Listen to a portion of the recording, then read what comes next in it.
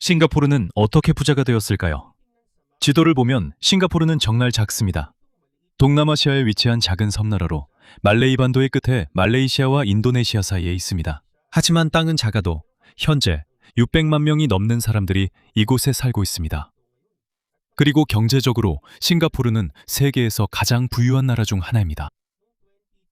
2025년에는 총 인구가 약 610만 명에 달했습니다. 1인당 GDP는 거의 10만 달러에 이릅니다. 이것은 세계에서 가장 높은 수준 중 하나입니다. 하지만 싱가포르는 예전에는 이렇지 않았습니다. 1965년에 독립했을 때 싱가포르는 거의 천연 자원이 없는 작은 나라였습니다. 이 나라는 농사를 지을 넓은 땅도 없었습니다. 석유나 대규모 광물 자원도 없었습니다. 그리고 자체적인 담수 공급도 부족했습니다. 많은 사람들이 가난했고 실업과 주택 문제도 심각했습니다. 그래서 당시에는 싱가포르가 독립국가로 살아남을 수 있을지 큰 의문이었습니다. 싱가포르가 어떻게 부유해졌는지 이해하려면 먼저 이 작은 섬이 왜 중요해졌는지 돌아봐야 합니다. 유럽인들이 오기 전에도 이 지역에는 오랫동안 사람들이 살았고 무역 활동이 있었습니다. 하지만 1819년에 영국 관리 스탠퍼드 래플스가 도착하면서 큰 변화가 일어났습니다. 영국은 싱가포르의 위치가 무역에 매우 유리하다는 것을 알아차렸습니다. 싱가포르는 세계에서 가장 중요한 해상 통로 중 하나인 말라카 해협과 가까이 있습니다. 동아시아, 인도, 중동, 유럽을 오가는 많은 선박들이 이곳을 지나갑니다. 간단히 말해서 싱가포르는 선박들의 정박지이자 무역 중심지가 되기에 아주 좋은 위치에 있습니다. 영국은 싱가포르를 자유항으로 만들었습니다. 즉, 이곳에서는 다른 항구에서 흔히 부과되는 무거운 무역세 없이 다양한 상품을 들여오고 판매할 수 있다는 뜻입니다. 이로 인해 상인, 노동자, 그리고 사업가들이 싱가포르로 빠르게 몰려들었습니다. 중국, 인도, 말레이 반도, 유럽, 그리고 아시아의 다른 지역에서 온 사람들이 있었습니다. 무역이 성장함에 따라 인구도 증가했습니다. 예전의 작은 정착지는 점차 큰 항구 도시로 변해갔습니다. 이주로 인해 싱가포르의 인구도 다양해졌습니다. 중국계, 말레이계, 인도계 인구가 늘어났습니다. 오늘날까지도 우리가 살펴본 공동체들의 큰 영향을 여전히 볼 수 있습니다. 이는 싱가포르의 음식, 언어, 종교, 문화에서 나타납니다. 오랜 세월 동안 싱가포르는 영국 제국의 일부였습니다. 하지만 제2차 세계대전 때 상황이 급격히 바뀌었습니다. 1942년 2월, 일본이 영국군을 물리치고 싱가포르를 점령했습니다. 이것은 영국에게 큰 수치였습니다. 당시 싱가포르는 아시아에서 매우 강력한 영국 군사기지로 여겨졌기 때문입니다. 일본의 점령은 1945년까지 계속되었습니다. 제2차 세계대전에서 일본이 패한 후 영국이 다시 돌아왔습니다. 하지만 전쟁 이후 세상은 이미 달라져 있었습니다. 영국 제국은 약해졌고 많은 식민지에서 자체 정부를 갖고자 하는 열망이 커졌습니다. 싱가포르에서도 마찬가지였습니다. 1950년대에 접어들면서 영국은 싱가포르에 점차 더 많은 자치권을 부여하기 시작했습니다. 1959년 새로운 자치정부 체제 하에서 대규모 선거가 실시되었습니다. 인민행동당 PAPDC 승리했습니다. 이 당의 주요 지도자는 리콴 유로. 그는 싱가포르의 첫 번째 총리가 되었습니다. 리콴 유는 싱가포르 현대사에서 가장 중요한 인물 중 한 명입니다. 하지만 처음에 리콴 유는 싱가포르가 작고 독립된 나라가 되는 것이 좋은 생각이라고 생각하지 않았습니다. 리에게 싱가포르는 너무 작았습니다. 싱가포르는 천연 자원이 없었고 무역에 의존하고 있었습니다. 리콴 유는 싱가포르가 말라야와 합쳐지면 더 안전할 것이라고 믿었습니다. 말라야는 1957년에 영국으로부터 독립한 더 큰 나라였습니다. 많은 협상 끝에 1963년 9월 16일에 말레이시아가 탄생했습니다. 여기에는 말라야, 사바, 사라와 그리고 싱가포르가 포함되었습니다. 싱가포르의 지도자들은 합병이 섬의 경제와 안보에 도움이 될 것이라고 생각했습니다. 하지만 곧 문제가 생기기 시작했습니다. 싱가포르의 리콴 유 정부와 말레이시아 중앙정부는 서로 다른 관점을 가지고 있었습니다.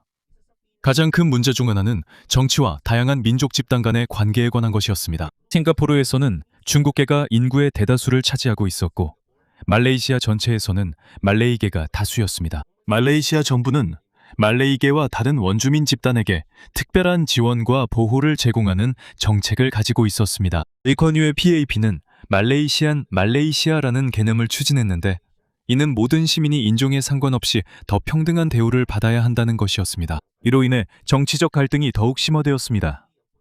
경제적으로도 문제가 발생했습니다.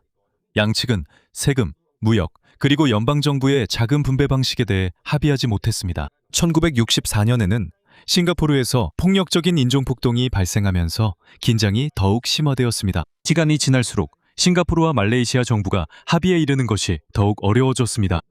결국 말레이시아 총리 툰쿠 압둘라흐만은 싱가포르가 연방에 남아있는 것이 더 위험하다고 믿게 되었습니다. 그래서 말레이시아 지도부는 매우 이례적인 결정을 내렸습니다.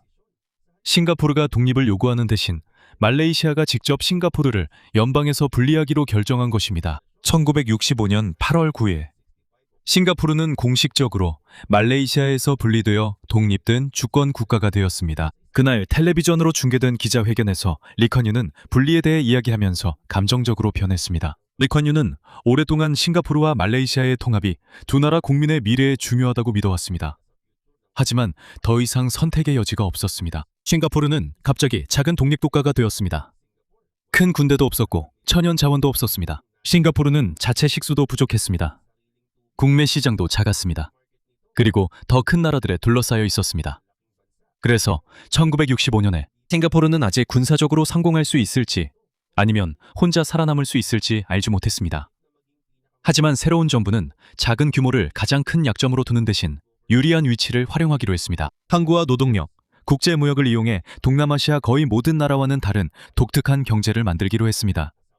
그리고 여기서 싱가포르의 빠른 변화가 진짜로 시작되었습니다. 1965년에 싱가포르가 독립했을 때 삶이 바로 좋아진 것은 아니었습니다.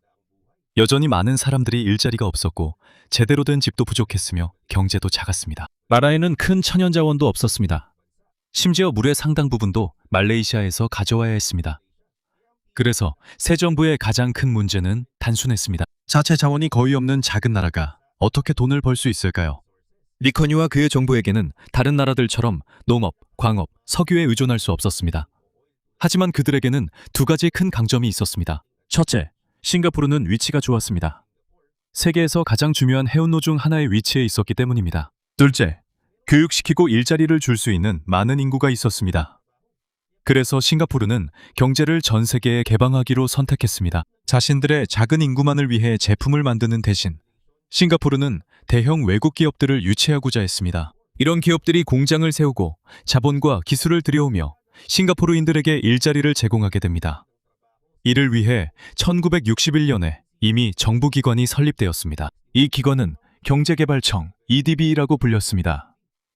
이 기관의 임무는 해외 기업을 찾아 싱가포르에 투자하도록 설득하는 것이었습니다. 독립 이후 이 기관의 역할은 더욱 중요해졌습니다. 싱가포르는 미국, 유럽, 일본의 사람들을 보내 대기업들과 직접 대화하게 했습니다. 정부는 또한 싱가포르 서부의 한 지역인 주롱을 개발했습니다. 이곳을 대규모 산업지구로 만들었죠. 도로, 공장, 전력 공급 등 기업에 필요한 모든 인프라를 구축했습니다. 처음에는 많은 일자리가 단순했습니다. 공장에서는 옷, 장난감 등 많은 노동력이 필요한 제품들을 생산했습니다. 이것은 매우 중요했습니다. 왜냐하면 많은 싱가포르인들에게 즉시 일자리를 제공해야 했기 때문입니다. 그 후 더 큰 국제기업들이 들어오기 시작했습니다. 1968년 싱가포르의 큰 성공 중 하나는 미국 전자회사인 내셔널 세미컨덕터가 들어온 것이었습니다. 이후 다른 전자회사들도 뒤따라 들어왔습니다. 싱가포르는 점차 단순 제조업에서 더 발전되고 보수가 높은 일자리로 옮겨갔습니다. 하지만 기업들이 머무르기 위해서는 싱가포르가 안정적이고 비즈니스를 하기에 좋은 곳임을 보여줘야 했습니다. 그래서 정부는 부패에 대해 엄격해졌습니다. 부패를 조사하는 기관인 부패행위 조사국 CPIB를 강화했습니다. 법이 더 엄격해졌고 뇌물을 받는 공무원이 처벌받을 가능성도 더 커졌습니다.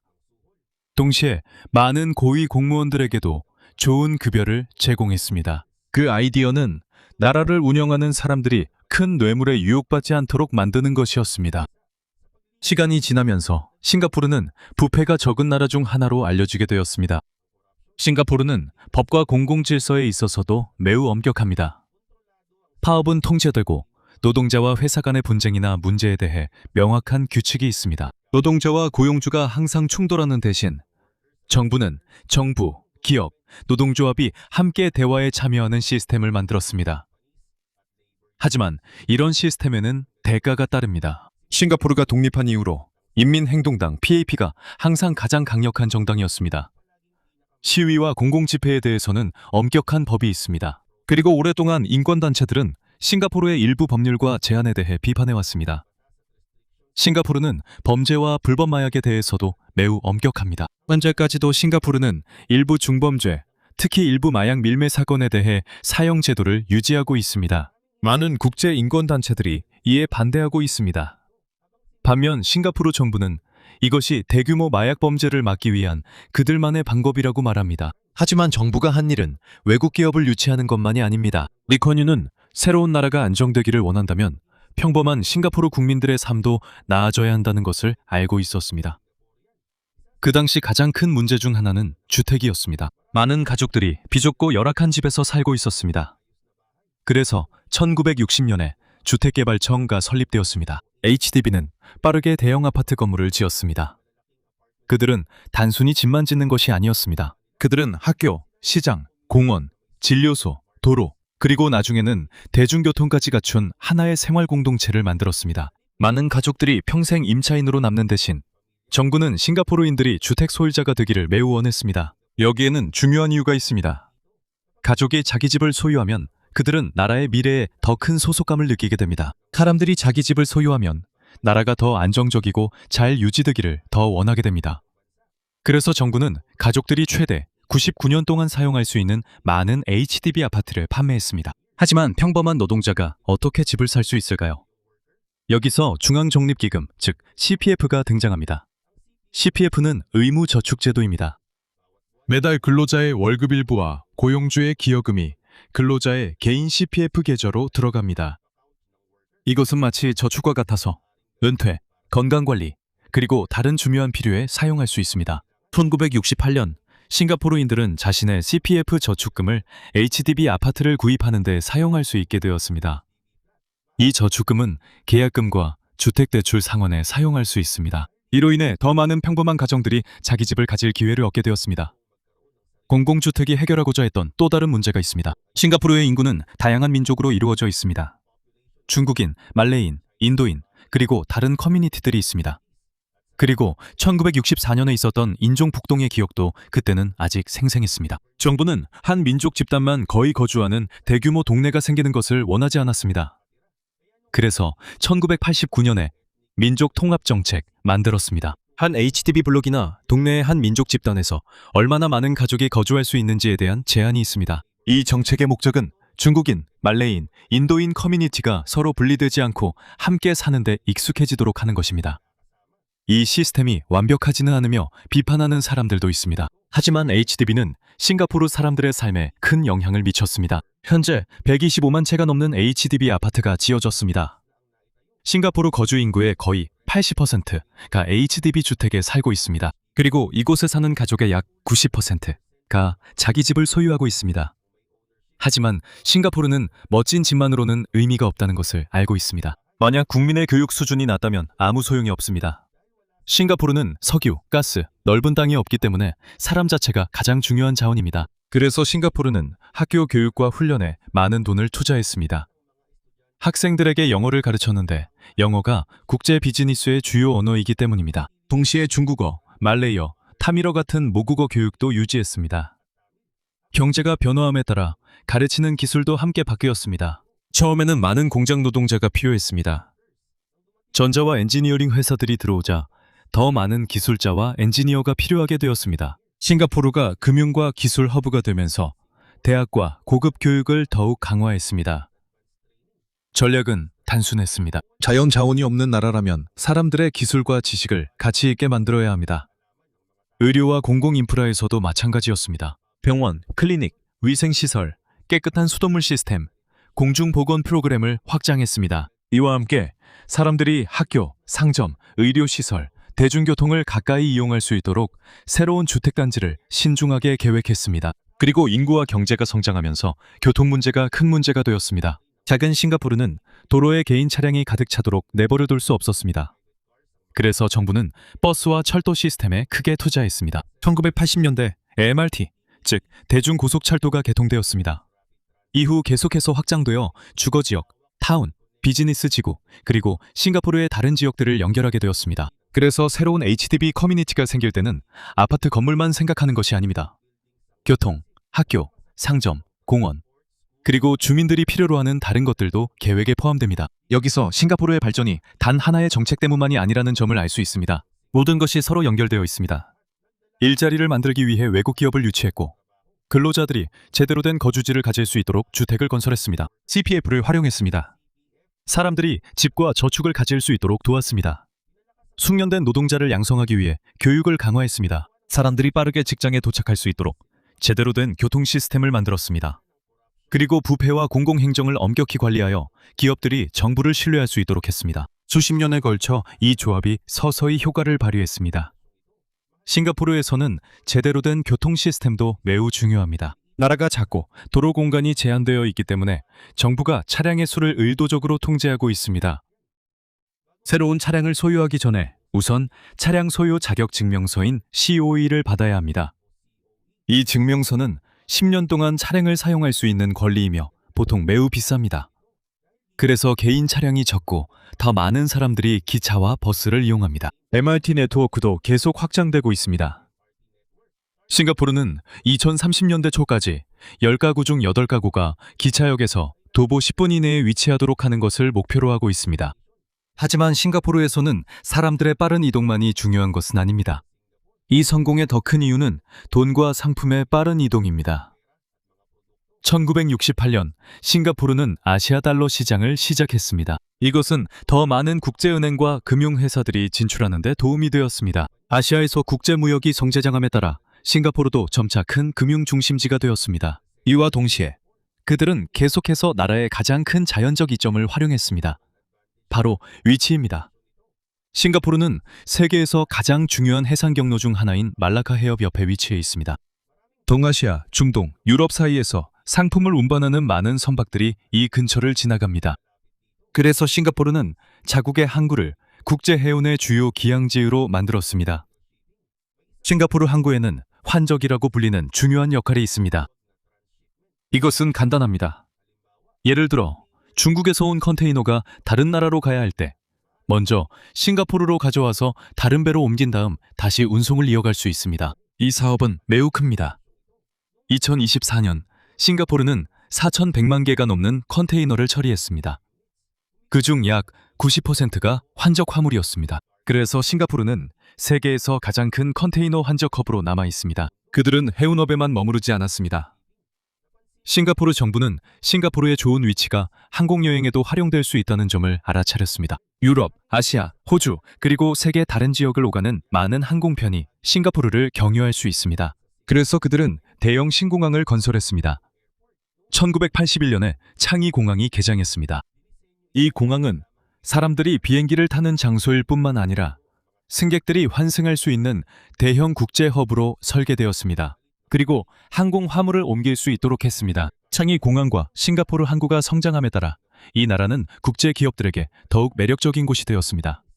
노동자, 제품, 장비, 그리고 물자를 싱가포르로 들여오고 내보내는 것이 쉬워졌습니다. 하지만 석유가 나지 않는 나라치고는 놀라울 수 있는 또 다른 산업이 있습니다. 싱가포르는 거대한 석유 정제 및 거래 중심지가 되었습니다. 이 나라는 대규모 석유 매장량이 없고 원유를 수입해야 합니다. 하지만 싱가포르는 그것을 단순한 문제로 보지 않고 대형 정유소와 석유화학시설을 세웠습니다. 원유는 다른 나라에서 이곳으로 들여와서 디젤, 항공유, 선박연료, 화학제품 등 다양한 제품으로 가공한 뒤 다시 국제시장에 판매합니다. 산업의 큰 부분은 주롱아일랜드에 위치해 있습니다. 이곳은 대형 산업지구로 정유소와 화학회사들이 가까이 모여 있습니다. 100개가 넘는 글로벌 에너지 및 화학회사들이 그곳에 사업장을 두고 있습니다. 또한 싱가포르를 지나는 선박이 매우 많다는 점도 큰 이점입니다. 이 선박들은 연료가 필요합니다. 그래서 싱가포르는 매우 큰 벙커링 허브가 되었습니다. 벙커링은 간단히 말해 선박에 연료를 공급하는 것입니다. 대형 선박을 위한 주유소와 비슷하다고 할 수 있습니다. 2024년에는 싱가포르에서 약 5,500만 톤의 선박용 연료가 판매되었습니다. 그래서 싱가포르는 세계에서 가장 큰 벙커링 항구로 남아 있습니다. 싱가포르는 자체 석유가 없어도 수입, 가공, 거래, 그리고 석유 제품 판매를 통해 수익을 올리고 있습니다. 이것은 싱가포르가 자국에 없는 자원을 가지고도 위치와 인프라를 활용해 어떻게 비즈니스를 만들어내는지 보여주는 가장 좋은 예 중 하나입니다.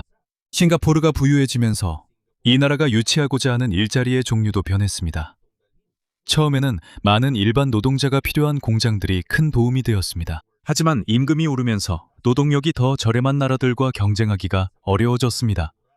그래서 싱가포르는 점차 더 발전된 산업으로 옮겨갔습니다. 반도체와 전자제품 제조업이 성장했습니다.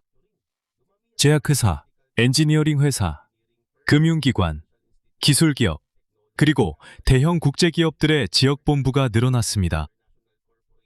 여기서 그들이 오랫동안 교육에 투자한 것이 중요해졌습니다.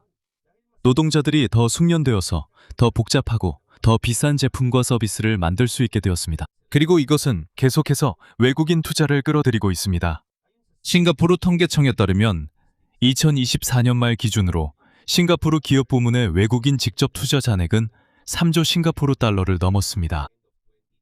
즉, 국제 기업들로부터 엄청난 금액의 자금이 싱가포르에 투자되어 있는데 그 이유는 이곳을 아시아 비즈니스의 거점으로 사용하기 때문입니다. 하지만 민간 기업들만 투자하는 것은 아닙니다. 국가의 부가 커지면서 싱가포르 정부도 미래를 위해 국가 자산의 일부를 투자하는 방법을 마련했습니다. 그중 가장 중요한 것 중 하나가 테마섹입니다. 테마섹은 싱가포르 정부가 소유한 투자 회사입니다. 이 회사는 싱가포르와 해외의 다양한 기업과 산업에 투자하고 있습니다. 2026년 3월 31일 기준으로 테마섹의 순 포트폴리오 가치는 약 5,180억 싱가포르 달러에 달했습니다. 또한 1981년에 설립된 GIC도 있는데 이 기관은 싱가포르의 외환 보유고를 전 세계 다양한 자산에 투자하기 위해 만들어졌습니다. GIC는 자신들이 보유한 자금의 정확한 총액을 공개하지 않지만 이 기관은 세계에서 이런 유형의 가장 큰 투자기관 중 하나입니다. 이 기관의 역할은 싱가포르의 외환 보유고를 보호하고 성장시켜 오랜 기간 동안 국가가 사용할 수 있도록 하는 것입니다. 중요한 점은 이 모든 자금을 하나의 거대한 은행 계좌처럼 단순히 합쳐서 생각해서는 안 된다는 것입니다. 테마섹, GIC, 그리고 CPF의 역할은 서로 다릅니다. CPF는 주로 근로자들의 은퇴, 주택, 그리고 건강관리를 위한 저축 시스템입니다. 반면 테마섹과 GIC는 국가 자산과 외환 보유고를 투자하는 별도의 역할을 맡고 있습니다. 이 점에서 싱가포르가 부유해진 이유가 단 하나가 아니라는 것을 알 수 있습니다. 단순히 위치가 좋아서만은 아닙니다. 세계에는 위치가 좋은 곳이 많지만 싱가포르처럼 되지 못한 곳도 많습니다. 이 나라가 한 일은 좋은 위치를 활용하는 동시에 훌륭한 항구, 공항, 대중교통, 숙련된 노동자, 안정적인 정보, 기업 친화적인 정책, 그리고 인프라에 대한 대규모 투자를 한 것입니다. 국제기업이 싱가포르에 들어오면 제품을 위한 항구가 있고 직원들과 임원들을 위한 공항이 있습니다. 훈련된 직원들, 잘 정비된 도로와 기차, 비즈니스에 집중하는 금융 시스템과 정부 기관. 그래서 새로운 산업마다 싱가포르에 도움이 됩니다. 항구는 제조업에 도움을 줍니다. 제조업은 무역에 도움을 줍니다. 무역은 은행업에 도움을 줍니다. 공항은 지역본부와 관광에 도움을 줍니다. 교육은 이 모든 것에 필요한 노동자를 제공합니다. 그리고 나라가 버는 돈은 미래를 위해 인프라, 사람, 그리고 예비자금에 계속 투자됩니다. 시간이 지나면서 싱가포르를 부유하게 만든 것은 제조업과 해운업뿐만이 아니었습니다. 금융산업도 크게 성장했습니다. 오랫동안 싱가포르는 홍콩과 아시아 최고 금융 중심지 자리를 놓고 경쟁해왔습니다. 하지만 최근 몇 년 동안 더 많은 국제 투자자들과 자산 관리자들이 싱가포르에 자금을 투자하고 있습니다. 2024년 이르자 싱가포르에서 관리되는 자산은 6조 싱가포르 달러를 넘었습니다. 이 말은 전 세계에서 모인 엄청난 금액의 자금이 싱가포르에 기반을 둔 금융회사들에 의해 관리되고 있다는 뜻입니다. 영어를 사용하는 것도 큰 도움이 됩니다. 싱가포르에는 많은 중국인, 말레이인, 인도인, 그리고 다른 커뮤니티가 있지만 정부, 교육, 국제 비즈니스에서는 영어가 주요 언어입니다. 이 때문에 싱가포르 사람들은 미국, 유럽, 그리고 세계 다른 지역의 회사들과 더 쉽게 일할 수 있습니다. 하지만 싱가포르의 부가 커져가면서도 독립 이후 계속 함께 해온 한 가지 문제는 여전히 사라지지 않고 있습니다. 나라는 작고 자체 자원도 제한적입니다. 가장 중요한 것 중 하나는 물입니다. 지금까지도 싱가포르는 말레이시아와 큰 물공급 협정을 맺고 있습니다. 1962년에 체결된 협정에 따라 싱가포르는 말레이시아의 조호르강에서 매일 최대 2억 5천만 갤런의 원수를 가져올 수 있습니다. 이 협정은 2061년에 종료될 예정입니다. 싱가포르는 다른 나라에만 의존하고 싶지 않아서 물을 얻기 위한 다른 방법을 마련했습니다. 빗물을 모으고 있습니다. 바닷물에서 담수를 생산합니다. 그리고 폐수를 매우 엄격한 처리 과정을 거쳐 만든 깨끗한 물인 뉴워터도 사용합니다. 미래에는 싱가포르가 필요로 하는 물의 더 많은 부분이 뉴워터와 해수, 담수화에서 나올 것으로 기대하고 있습니다. 자꾸 다른 나라에 의존적이라는 점도 싱가포르가 국가 방위에 진지하게 임하는 이유 중 하나입니다. 1967년부터 싱가포르는 국가 복무제를 시행하고 있습니다. 대부분의 싱가포르 남성들은 전임 군복무를 해야 합니다. 그 후에도 국가 비상사태가 발생하면 예비군으로 소집될 수 있습니다. 이유는 간단합니다. 싱가포르의 상주 인구는 말레이시아와 인도네시아에 비해 매우 적기 때문입니다. 그래서 필요할 때 국방에 도움을 줄 수 있는 훈련된 시민 인력을 충분히 확보해야 합니다. 싱가포르는 현대 군사 장비에도 많은 비용을 지출하고 있습니다. 싱가포르 군대는 첨단 전투기, 군함, 잠수함, 방공 시스템, 그리고 장갑 차량을 보유하고 있습니다. 또한 싱가포르는 미국에서 F-35 전투기 20대를 구매했습니다. 첫 번째 항공기는 2026년 말에 인도될 것으로 예상됩니다. 하지만 싱가포르의 주요 방위 전략은 전쟁을 추구하지 않는 것입니다. 국방부에 따르면 이 전략은 억지력과 외교 두 가지의 기반을 두고 있습니다. 억지력은 간단합니다. 군대를 충분히 강하게 만들어서 다른 나라들이 공격을 시도하기 전에 신중하게 생각하도록 만드는 것입니다. 외교는 다른 나라들과 좋은 관계를 유지해서 갈등으로 번지지 않도록 하는 것입니다. 그리고 여기서 싱가포르가 현재 직면한 가장 큰 도전 중 하나가 등장합니다. 싱가포르의 미국과 중국과의 관계입니다. 두 나라 모두 싱가포르에게 매우 중요합니다. 미국은 싱가포르의 최대 해외 투자국이며 수천 개의 미국 기업들이 싱가포르에서 운영되고 있습니다. 두 나라의 군사 관계도 밀접합니다. 싱가포르는 미국의 공식적인 군사 동맹국은 아니지만 말이죠. 중국도 매우 중요합니다. 중국은 싱가포르의 가장 큰 무역 파트너 중 하나이며 두 나라의 비즈니스 관계도 매우 큽니다. 이와 동시에 많은 중국 기업들이 싱가포르를 지역 거점으로 사용하고 있습니다. 그래서 싱가포르는 한쪽 편만 쉽게 선택하고 싶어 하지 않습니다. 싱가포르는 분명한 하나의 중국 정책을 가지고 있지만 동시에 미국과도 긴밀한 경제 및 안보 관계를 유지하고 있습니다. 싱가포르는 자국의 가장 이로운 것이 무엇인지에 따라 스스로 결정을 내리려고 노력합니다. 워싱턴이나 베이징의 압력 때문이 아니라 자국의 이익을 우선시하기 때문입니다. 하지만 미국과 중국의 경쟁이 심화될수록 이러한 균형을 유지하는 것이 점점 더 어려워지고 있습니다. 아시아에서 큰 갈등이 발생한다면 특히 대만 문제와 관련해서라면 싱가포르는 양쪽 모두로부터 압력을 받을 수 있습니다. 그것은 문제입니다. 왜냐하면 싱가포르의 모든 성공은 선박들이 자유롭게 이동할 수 있는 세계에 달려있기 때문입니다. 국제 무역이 열려 있습니다. 자금이 국가 간에 이동하고 기업들은 안전하게 투자할 수 있습니다. 글로벌 경제가 미국과 중국의 대립 진영으로 나뉘게 되면 싱가포르는 중립을 유지하는 데 어려움을 겪을 수 있습니다. 싱가포르의 지도부조차도 세계 경제가 미국과 중국을 중심으로 한 두 개의 별도 시스템으로 분열될 위험이 커지고 있다고 말하고 있습니다. 여기서 싱가포르의 이야기가 왜 특별한지 알 수 있습니다. 1965년 싱가포르는 혼자 살아남을 수 있을지 확신할 수 없는 작은 나라였습니다. 석유도 없고 땅도 좁으며 자체적인 물도 부족했습니다. 인구도 적었습니다. 하지만 싱가포르는 자신이 가진 것들을 활용했습니다. 좋은 위치를 선박 운송에 이용했고 항구와 공항을 세계적 수준으로 만들었습니다. 외국 기업을 유치해 일자리를 만들었습니다. 교육을 강화해서 노동자들의 기술을 높였습니다. 공공주택과 교통 인프라를 구축했습니다. 부패를 엄격히 단속했습니다. 금융, 기술, 제조업, 국방에 투자했습니다. 그리고 무엇보다도 세계가 변할 때마다 전략을 계속해서 바꿨습니다. 그래서 싱가포르가 부자가 된 가장 중요한 이유는 비밀 공식 하나를 찾아냈기 때문이 아닙니다. 진짜로 한 일은 자신이 가진 적은 자원을 제대로 활용한 것입니다. 하지만 싱가포르를 부자로 만든 바로 그 요소들, 즉 글로벌 무역, 국제 투자, 그리고 전 세계와의 연결이 앞으로는 가장 큰 문제가 될 수도 있습니다. 그래서 거의 60년 동안의 엄청난 발전 이후 싱가포르에게 남은 다음 큰 질문은 더 이상 부자가 될 수 있느냐가 아닙니다. 이제 질문은 싱가포르가 성장이 시작됐을 때보다 더 분열되고 더 긴장되며 더 예측하기 어려운 세상에서 계속 성공을 유지할 수 있느냐는 것입니다.